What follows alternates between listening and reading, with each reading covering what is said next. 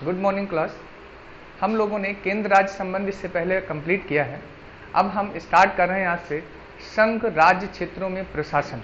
ठीक है, union territory states जो होते हैं उनमें गवर्नेंस कैसे संचालित होता है, इस टॉपिक को हम आज आपको समझाएंगे। ठीक, तो हम समझते हैं संघ राज्य क्षेत्रों का प्रशासन। संघ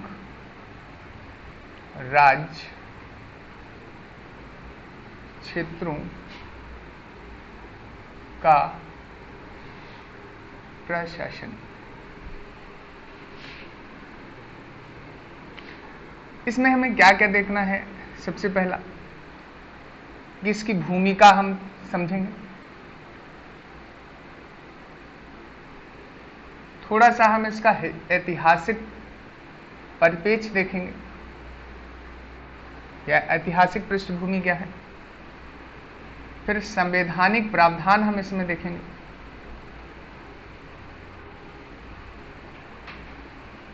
और संवैधानिक प्रावधान के साथ ही हम उसके सब कॉन्सेप्ट भी आपको बताते जाएंगे।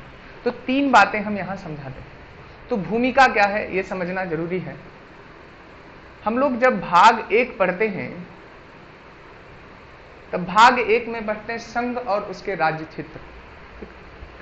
तो भाग 1 में ही एक आर्टिकल 1 है, आर्टिकल 1, और इस आर्टिकल 1 में 3 क्लॉज हैं, 1, 2 और 3। पहली क्लॉज में एक बात बोली गई है कि भारत अर्थात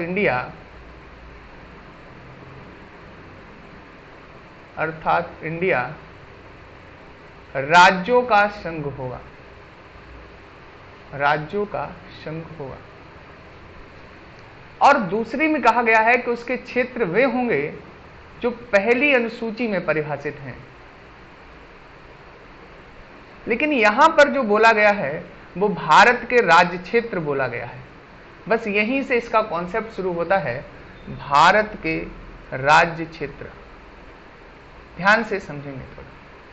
इसमें 3 बातें रखी गई हैं। भारत के राज्य क्षेत्र का मतलब क्या है और भारत के संघ, राज्यों का संघ का मतलब क्या है।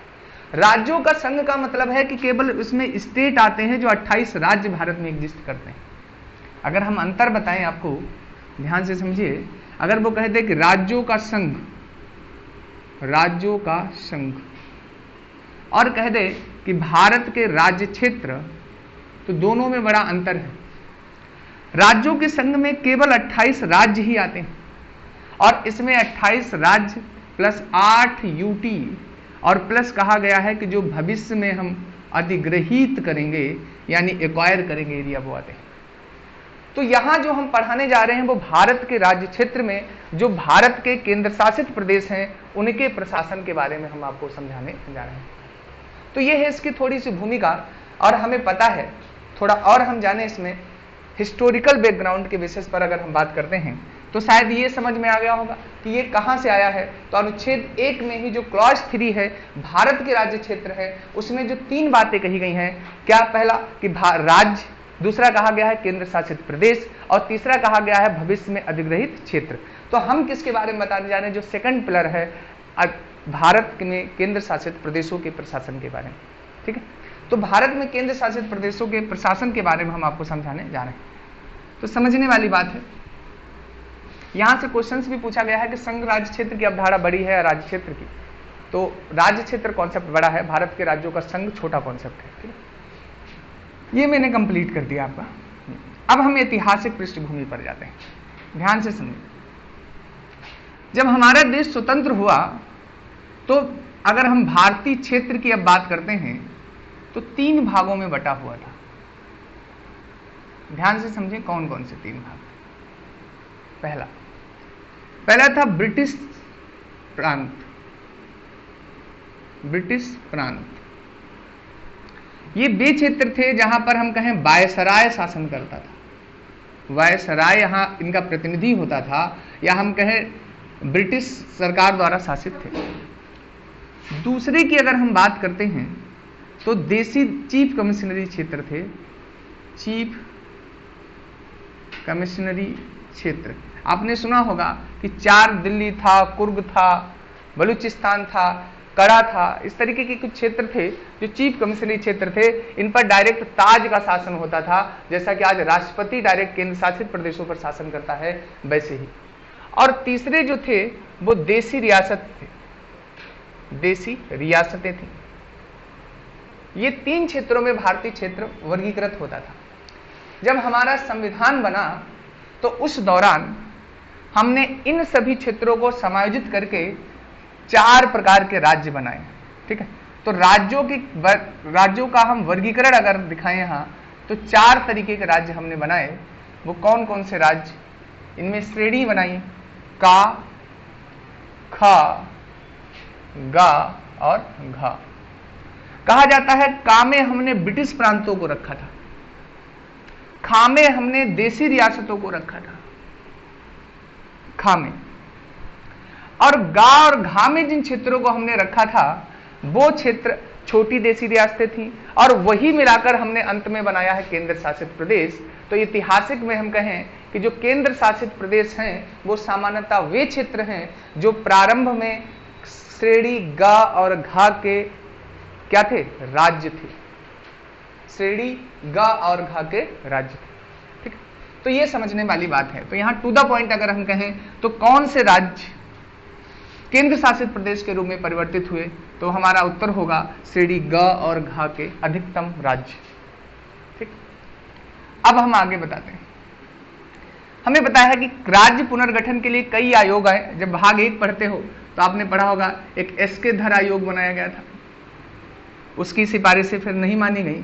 जेबीपी कमेटी आपने सुना होगा, लेकिन एक आपने सुना होगा फजल अली आयोग। फजल अली आयोग, इस आयोग का गठन 1953 में हुआ था। इसने अपनी रिपोर्ट 1955 तक सौंपी और इसने बताया कि कौन से कैसे राज्यों का पुनर्गठन होना चाहिए। इसी की सिफारिश पर हमारे यहाँ एक अधिनियम आया जिसे कहते हैं राज्य पुनर्गठन अधिनियम 1956। किस संविधान संशोधन द्वारा अगर पूछा जाए तो 7वें संविधान संशोधन द्वारा।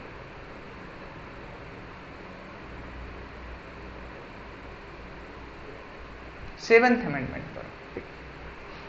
7वें संविधान संशोधन द्वारा जब ये अमेंडमेंट आया तो इसके तहत हमने क्या गठित किए?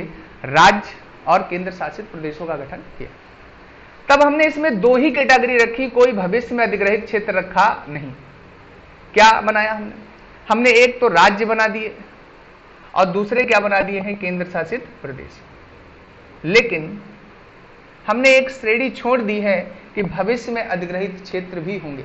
अगर पूछा जाए वर्तमान में क्या भारत में भविष्य में अधिग्रहित क्षेत्र में किसी क्षेत्र को रखा गया है, तो नहीं रखा गया है, जबकि हमने एक्वायर किए हैं। 2 ही श्रेणियां हमने बनाई हैं अभी। राज्य जैसे हमारे 28 राज्य हैं और 8 क्या हैं? केंद्र शासित प्रदेश। ठीक है, अधिग्रहित क्षेत्रों में हमने किसी को रखा नहीं। तो ये आपको यहां से समझना चाहिए ऐतिहासिक पृष्ठभूमि क्या चल रही है। तो 7वां संविधान संशोधन 1956 में ये सब कुछ हुआ। अब हम आपको इसमें समझाते हैं सबसे इंपॉर्टेंट पिलर जहां से मैक्सिमम क्वेश्चंस पूछा गया और यहीं से इसका गवर्नेंस समझेंगे, जैसे हम कहते हैं संवैधानिक प्रावधान। मैं संवैधानिक प्रावधान का संक्षेप में पहले इंट्रोडक्शन इसलिए दे रहा हूं क्योंकि मैक्सिमम क्वेश्चन यहीं तक पूछे गए हैं पीसीएस में। संवैधानिक प्रावधान, फिर मैं आपको एक एक का डिटेल थोड़ा समझाऊंगा। अगर आपसे कोई पूछे कि भाग कौन सा है, तो भाग 8 है। किस भाग में है? 8। अनुच्छेद अगर कोई पूछे तो अनुच्छेद इसमें 239 से लेकर केवल 241 तक में ही इनके प्रशासन के बारे में जिक्र किया गया। और पूछा जाता है कि किस आर्टिकल में क्या है, तो आर्टिकल 239 में यह कहा गया है कि इन पर जितने भी केंद्र शासित प्रदेश हैं उन पर शासन की शक्ति किसे होगी? राष्ट्रपति को होगी। किसे प्रदान की गई है? राष्ट्रपति को प्रदान की गई।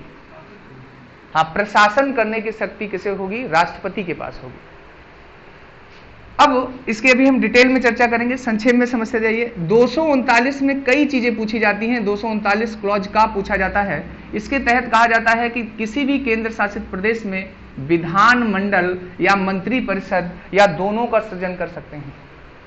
तो कीवर्ड हम याद रखेंगे कि 239 का में विधानमंडल के सृजन की बात की गई है। जैसे एग्जाम्पल बेस अगर हम कहें तो दिल्ली और पुदुचेरी दो ऐसे केंद्र शासित प्रदेश हैं जिनमें विधानमंडल का सृजन किया गया है। तीसरी अगर हम बात करते हैं 239, इसमें का एक आर्टिकल है जिसमें दिल्ली को लेकर विशेष प्रावधान किए गए हैं। दिल्ली के बारे में विशेष प्रावधान है। फिर अगर हम बात करते हैं तो 239 का और खा के बारे में है, इसमें अध्यादेश के बारे में बात की, इसमें यह बात बोली गई है कि संवैधानिक तंत्र अगर विफल होता है तो तब शक्तियां कैसे होंगे, संवैधानिक तंत्र की विफलता का जिक्र किया गया है। और एक 239 खा के बारे में जिक्र किया गया है। खा, इसमें ऑर्डिनेंस या अध्यादेश जारी करने की बात की गई है कि किन परिस्थितियों में प्रशासक या राष्ट्रपति की सलाह पर अध्यादेश जारी कर सकता है। और फिर 240 है, कहा गया है कि राष्ट्रपति को यह शक्ति है कि वो कुछ केंद्र शासित प्रदेशों के लिए विनियमन कर सकता है और वो विनियमन संसद के बराबर होंगे। और 241 में हाई कोर्ट के गठन की बात की गई है। मैक्सिमम क्वेश्चन इनके आर्टिकल तक ही सीमित हो जाते हैं। अब हम इनके कुछ डिटेल बताएंगे, कुछ कॉन्सेप्ट बताएंगे, ये आपको समझना। तो संवैधानिक प्रोविजन में इतनी बातें याद रखेंगे, साथ में कुछ और कुछ संशोधन याद रखेंगे। जैसे 14वां संविधान संशोधन हुआ तो उसमें कौन सा आर्टिकल जोड़ा गया, तो 239 का जोड़ा गया। 27वां संविधान संशोधन हुआ तो उसमें कौन सा जोड़ा गया, 239 खा जोड़ा गया। और अगर हम 69th अमेंडमेंट की बात करते हैं तो उसमें 239 का और 239 का ख जोड़ा गया है। ये आर्टिकल से जोड़ लें, ये संवैधानिक संशोधन है। मैंने एक साथ आपको बताया है कि संविधान में उसका कहां और क्या प्रोविजन है। इसे जरूर मेमोराइज कर लें क्योंकि अक्सर यहां से क्वेश्चंस पूछा गया। ठीक, इतनी बात सबको के लिए। अब हम एक एक आर्टिकल आपको समझाते हैं और ये भी बताते हैं कि किस केंद्र शासित प्रदेश का गठन क्यों किया गया और उसमें उसके लिए कुछ विशेष अगर प्रोविजन है तो वो क्या है। यहां तक आप नोट कर लीजिए, फिर हम कंटिन्यू करें। अब हम पहले आर्टिकल पर बात करते हैं, आर्टिकल 239।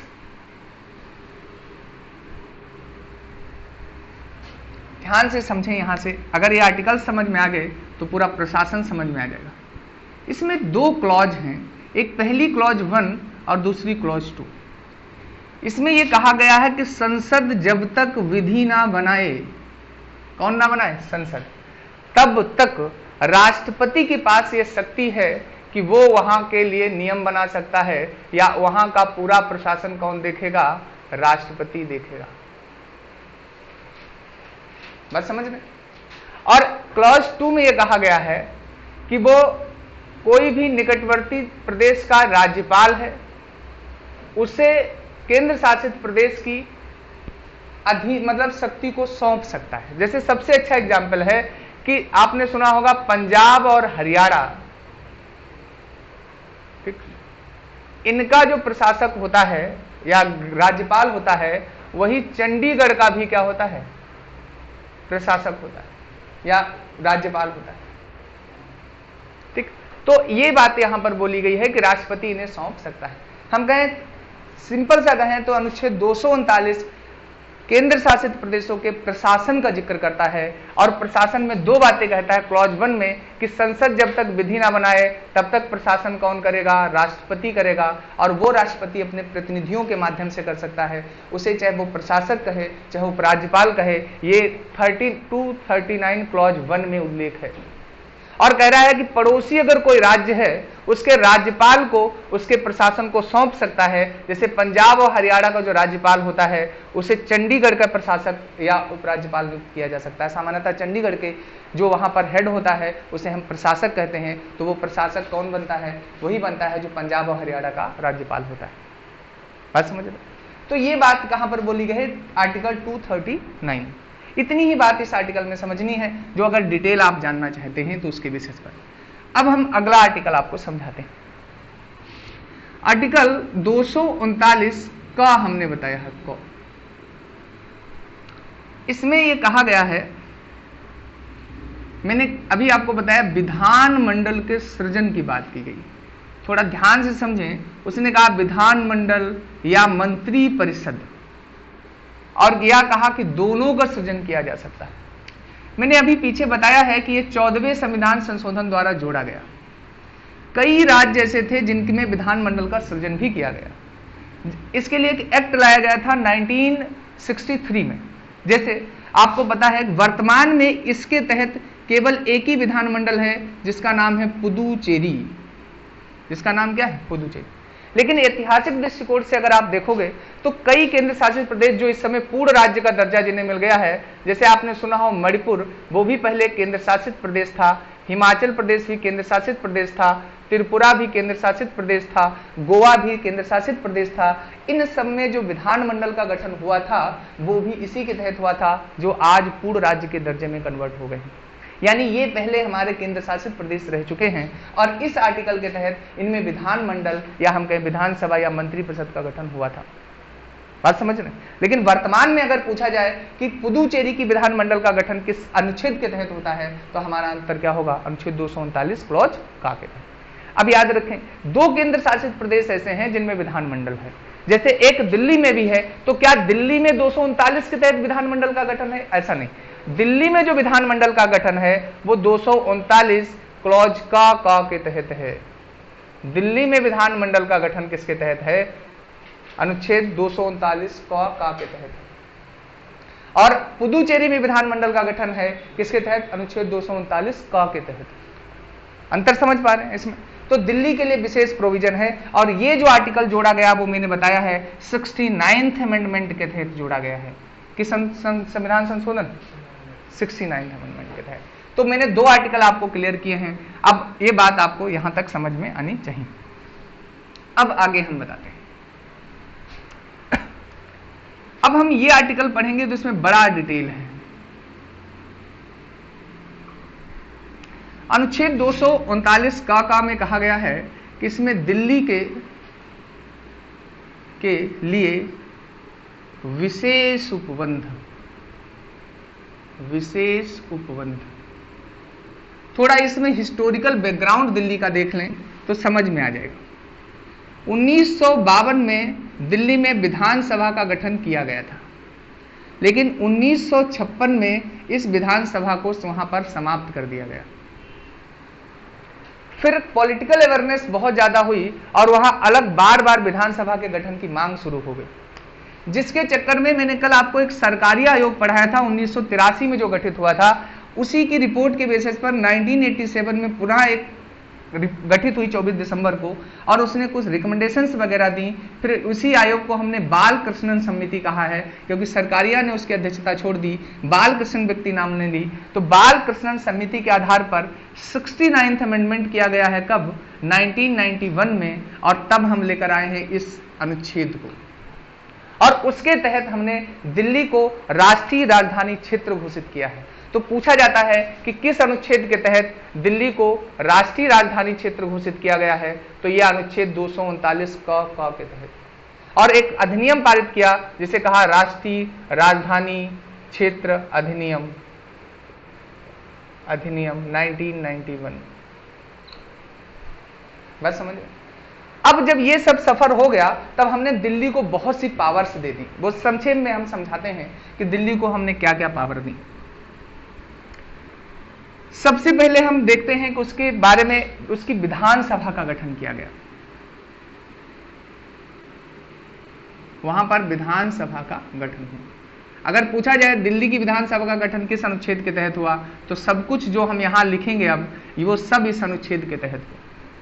और ये कहा गया कि इनमें जो सदस्य संख्या निर्धारित करेगा, पूछा गया कि कौन करेगा सदस्य संख्या निर्धारित, तो कहा कि वो संसद करेगी। और संसद ने कहा कि इसमें सदस्य कितने होंगे? 70 होंगे। और कहा कि मंत्री कितने होंगे? तो कहा कि 10% से अनाधिक। अनाधिक मतलब इससे अधिक नहीं हो सकते। बात समझ रहे? तो ये बात भी बोली है, ठीक? या 10 से अनाधिक नहीं, परसेंटेज नहीं है शायद, 10 से अनाधिक नहीं हो सकते, ऐसा बोला, ठीक? तो ये बात वहां पर बोली गई। फिर क्या कहा, अब इसके पावर को लेकर बड़ा वो हुआ, तो कहा कि ये राज्य सूची के जितने भी विषय हैं उन सब पर कानून बनाएगी, केवल 3 विषय छोड़कर। कहा कि पुलिस, भूमि और लोक व्यवस्था, इन 3 विषयों को कौन देखेगा? केंद्र सरकार देखेगी। केंद्र सरकार वहां की, मतलब हमारे देश की केंद्र सरकार देखेगी। इन 3 विषयों को छोड़कर इस विधानसभा को सभी पर राज्य सूची के विषयों पर कानून बनाने का अधिकार दिया गया। याद रखें, पुदुचेरी में भी विधानसभा है और पुदुचेरी को इन तीनों विषयों पर कानून बनाने का अधिकार मिला हुआ है। मतलब दिल्ली को नहीं दिया गया है, लेकिन पुदुचेरी को दिया गया। बात समझ में इतनी। फिर क्या कहा गया, अच्छा ये इतना हो गया। फिर इनके मंत्रियों की कहा कि मुख्यमंत्री जो यहां बनेगा उसे कौन नियुक्त करेगा? तो कहा राष्ट्रपति नियुक्त करेगा, उपराज्यपाल को पावर नहीं होगी। कहा कि मंत्री कौन? तो कहा मंत्री भी कौन नियुक्त करेगा? सीएम की सलाह पर कौन नियुक्त करेगा? राष्ट्रपति करेगा। और इतनी भी बात बोली गई कि ये इसी के प्रसाद पर्यंत कार्य भी करेंगे। फिर उपराज्यपाल को क्यों नियुक्त किया गया? कहा कि यहाँ प्रशासक के तौर पर एक उपराज्यपाल होगा, लेकिन उपराज्यपाल के पास कुछ विवेकाधीन शक्तियां होंगी। उन विवेकाधीन शक्तियों को अगर हम छोड़ दें तो बाकी सभी में इस मंत्रिपरिषद की सलाह पर ही वो काम करेगा। उपराज्यपाल मंत्रिपरिषद की सलाह पर ही वहां पर काम करेगा। आप देख रहे हैं कि इस विधानसभा को ये तो पावर्स नहीं दी गई, और कौन कौन सी पावर, संगठन कैसे होगा, उपराज्यपाल की भूमिका क्या होगी। अभी आपने हाल में देखा होगा 2020-21 में अधिनियम पारित किया गया 21 में, और वहां कहा गया उपराज्यपाल ही का मेन होगा वहां की सरकार। उसे लेकर काफी विवाद हुआ दिल्ली सरकार और केंद्र सरकार को लेकर। मैंने उस पर क्लास भी ली है, करंट अफेयर्स में उस टॉपिक को मैंने पढ़ाया भी है। अगर आप समझना चाहते हो तो आप उसे देख सकते हैं। ठीक, तो इतनी बात यहां समझ में। अब देखिए और क्या बताया गया है यहां पर दिल्ली को लेकर।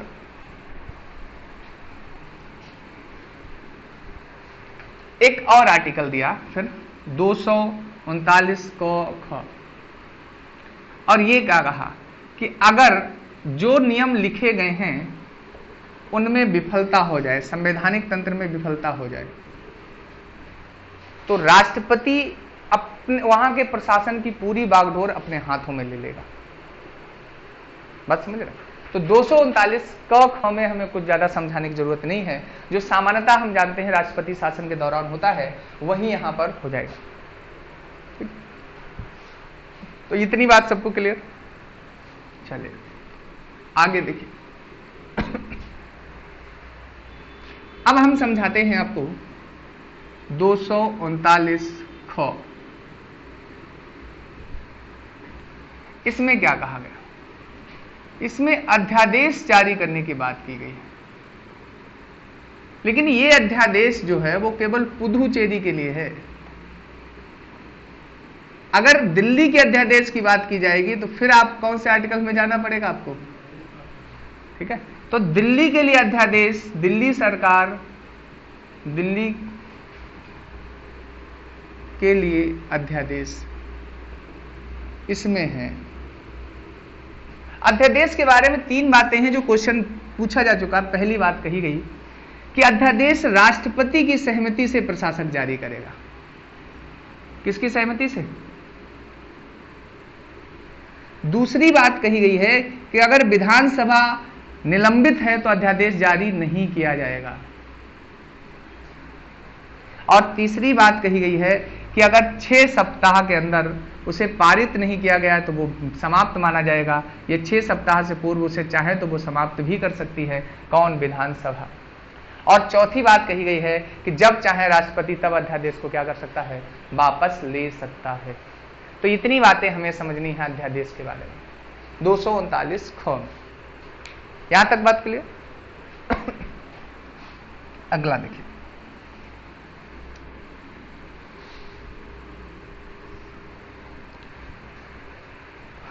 अब हम बात करते हैं आर्टिकल 240 की।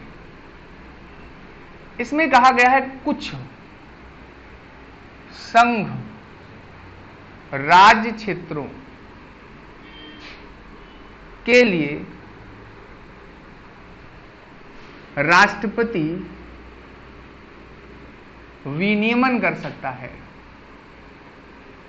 हमें पता है कि हमारे यहाँ 2 तो केंद्र शासित प्रदेश ऐसे हैं जहां पर विधानसभाएं हैं। कौन से? एक तो दिल्ली और पुदुचेरी। इन्हें छोड़ दें अगर हम, तो 5 जो बचे हैं, 5 के अब तो 6 बचे, और उन जम्मू कश्मीर में भी हालांकि विधानसभा है, उसे छोड़ दें हम, तो जो बचे हैं 5, उनके लिए राष्ट्रपति नियम बनाएगा। और केवल एक ही पॉइंट याद रखना है कि संसद के नियमों के बराबर ये कानून होते हैं। जैसे जो संसद कानून बनाती है उसके समान ये कानून होते हैं। बात समझ रहे? तो अब हम समझाते हैं अगला आर्टिकल 241।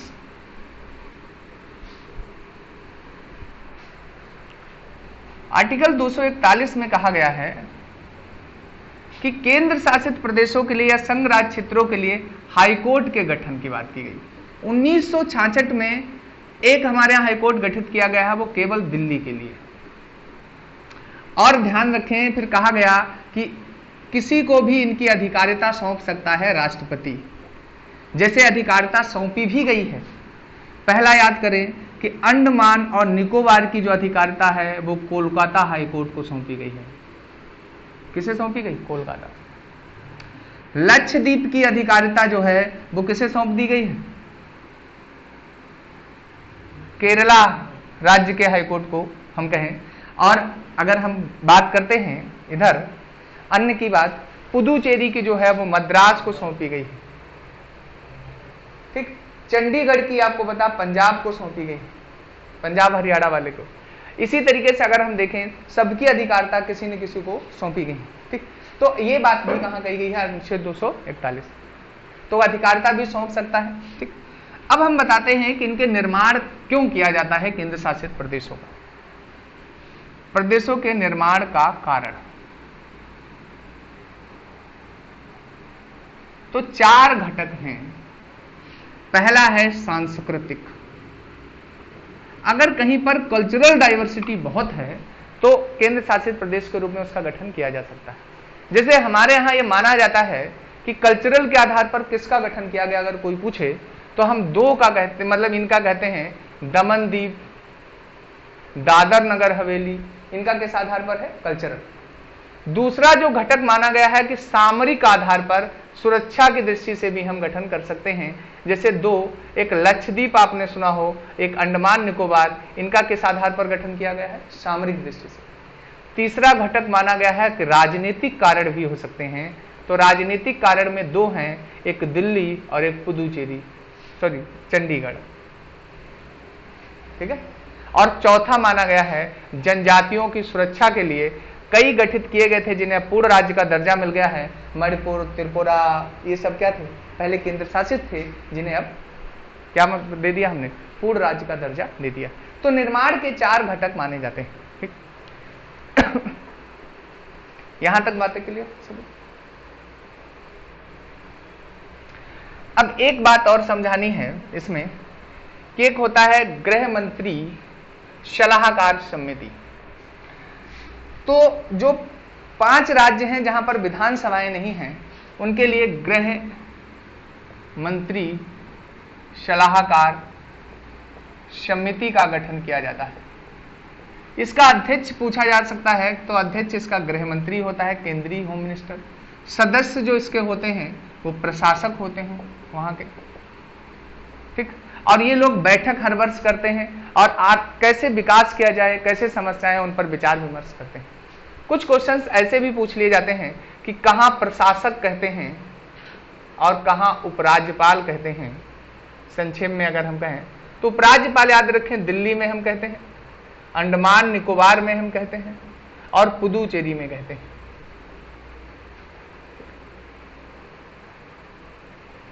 बाकी चारों जगह या हम क्या कहेंगे? प्रशासक कहते हैं। ठीक इतनी बात क्लियर है? जम्मू में अगर हम देखेंगे, लद्दाख जो आया है नया, तो उसमें क्या कहेंगे? वहां पर भी उपराज्यपाल ही हम कहेंगे। तो ये इतनी बातें किसमें हैं? आपके केंद्र शासित प्रदेशों के प्रशासन को लेकर। कोई कंफ्यूजन आपको यहां तक? चलिए तो देखिए केंद्र शासित प्रशासन में हमने संक्षेप में इसे कवर किया। ये बहुत डिबेटेबल टॉपिक रहता है। जैसे पुदुचेरी स्टेट है, उसे लेकर कहा जा रहा है पूर्ण राज्य के दर्जे की मांग होती है, ठीक। तो ऐसे इशूज करंट अफेयर्स में आते रहते हैं। हमारा भी टारगेट है पीसीएस 12 जून के पेपर को कवर करना। उसमें हम उस पॉलिटी को कवर कर रहे हैं जो क्रक्स सीधे क्वेश्चन में पूछी जाए। हम डिटेल में बहुत कॉन्सेप्चुअल इन टॉपिक्स पर वीडियो बनाएंगे और जो आपको हम देंगे भी। तो अभी संक्षेप में आप पेपर को टारगेट करके इन चीज़ों को कवर करें, ठीक है। तो इसमें इतना ही।